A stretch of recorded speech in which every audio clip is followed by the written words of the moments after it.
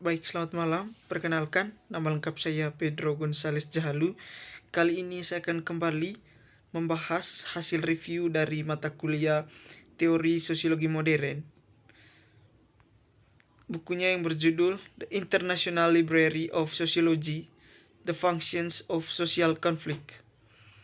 Langsung saja pada bagian yang pertama. Buku ini membantu memperjelas konsep konflik sosial dalam penelitian sosiologi empiris.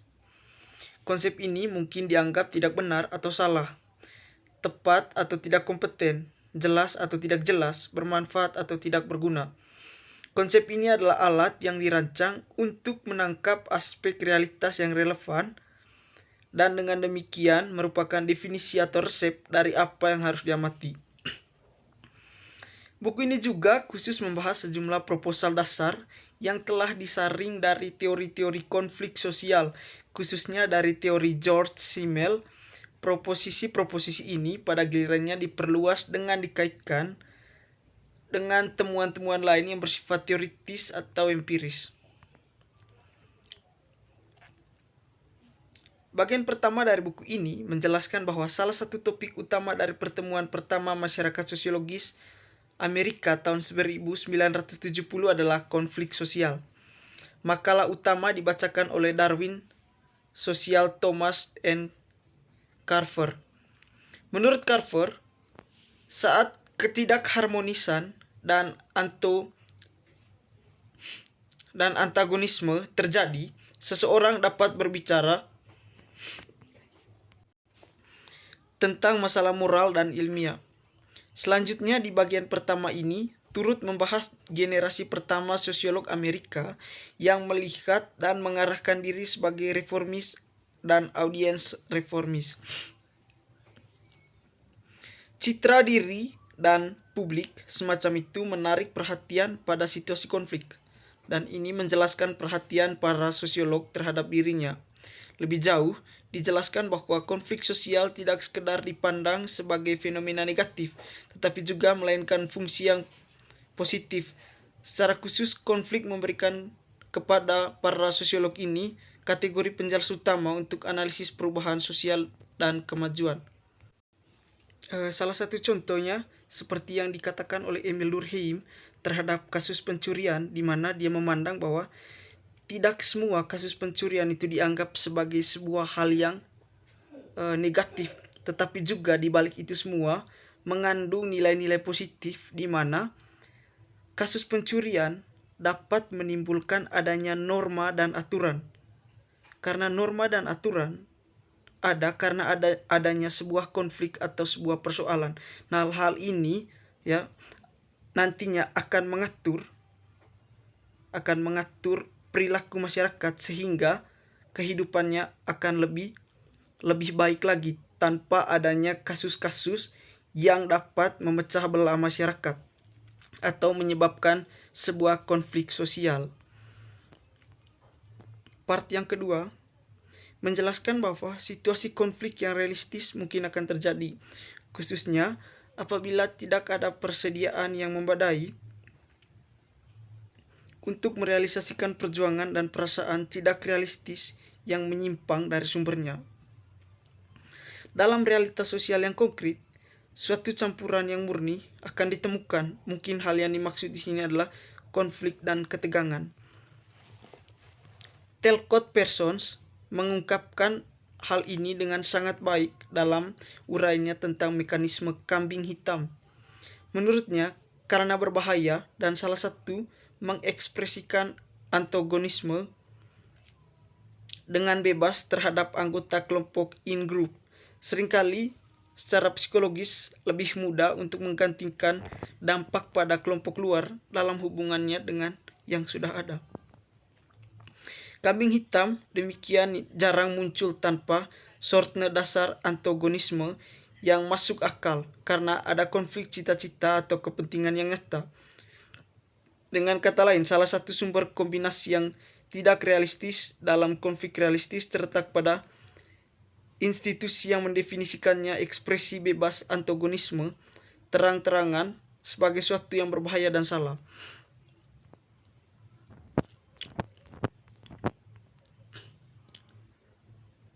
partisipasi yang lebih besar dalam kelompok dan keterlibatan kepribadian lebih besar dari para anggota, menyediakan kesempatan yang lebih besar untuk terlibat dalam perilaku yang saling bertentangan secara intens, dan karenanya lebih banyak reaksi keras terhadap ketidaksetiaan. Hal ini tidak selalu menunjukkan kemungkinan terjadinya konflik. Dalam struktur kelompok, kontradiksi dan konflik tidak hanya mendahului persatuan tetapi juga bekerja mendahului pada setiap keberadaannya. Konflik dirancang untuk mengatasi dualisme yang berbeda. Ini adalah jalan mencapai semacam kesatuan.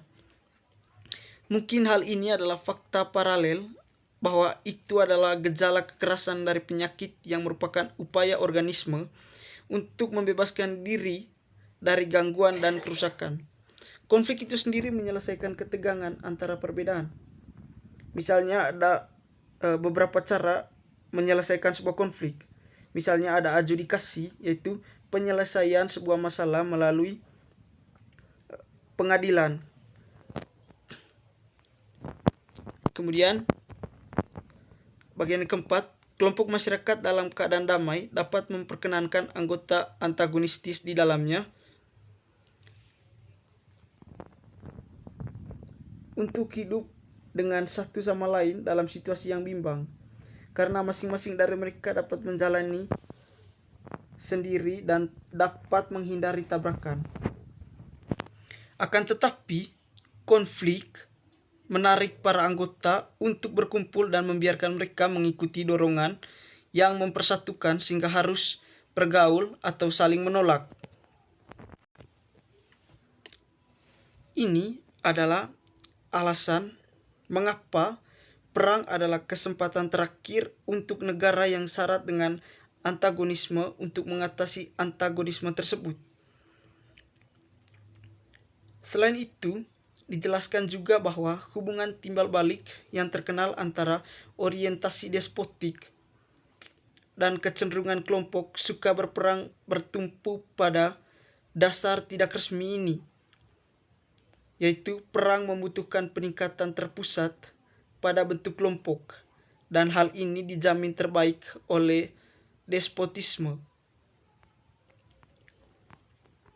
Bagian yang kelima, kesadaran partai-partai menjadi perwakilan klaim supra-individu dapat memberikan konflik radikalisme untuk menemukan analogi mereka dalam perilaku umum tertentu.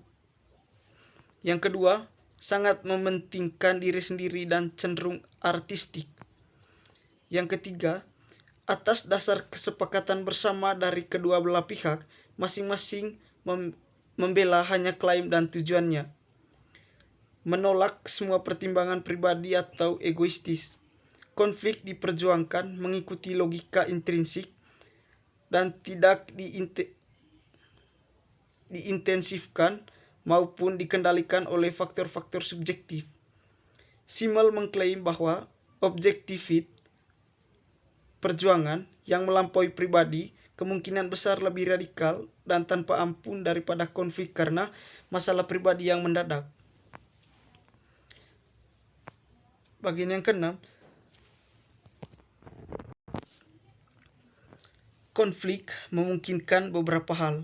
Yang pertama, konflik mungkin meningkatkan konsentrasi unit yang ada, secara radikal menghilangkan semua elemen yang mungkin mengaburkan perbedaan batasannya melawan musuh.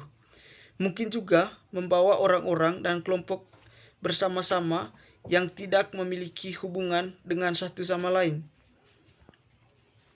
Konflik merupakan persatuan dengan tujuan pertempuran. Proses yang dialami begitu sering, kadang-kadang hanya campuran dari unsur-unsur, bahkan ketika itu terjadi tanpa tujuan. Keagresifan atau konflik lainnya muncul sebagai ancaman dan tindakan bermusuhan. Kekuatan yang menyatukan prinsip konflik mendorong lebih kuat. Di bawah keadaan tertentu, perbedaan antara antagonisme biasa dan pergaulan sementara untuk tujuan pertarungan bisa terjadi begitu terarah. Konflik sosial dapat berkontribusi pada pemeliharaan, penyesuaian atau adaptasi dari hubungan sosial dan struktur sosial. Penjelasan lanjutan, konflik adalah sebuah kelompok dapat membantu untuk membangun persatuan atau untuk membangun kembali persatuan dan kohesi setelah terancam oleh perasaan bermusuhan dan antagonistis dari antara anggota.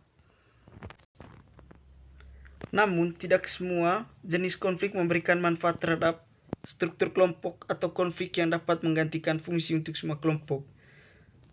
Apakah konflik sosial memanfaatkan adaptasi internal atau tidak tergantung pada jenis masalah yang diperjuangkan pada jenis struktur sosial yang terjadi. Namun, jenis konflik dan jenis sosial. Konflik cenderung menjadi disfungsional untuk struktur sosial di mana tidak ada atau tidak cukup toleransi dalam pelembagaan konflik. Sekian dari presentasi saya, semoga bermanfaat dan jangan lupa untuk like, komen, dan subscribe channel ini. Terima kasih. Sampai ketemu di video-video berikutnya.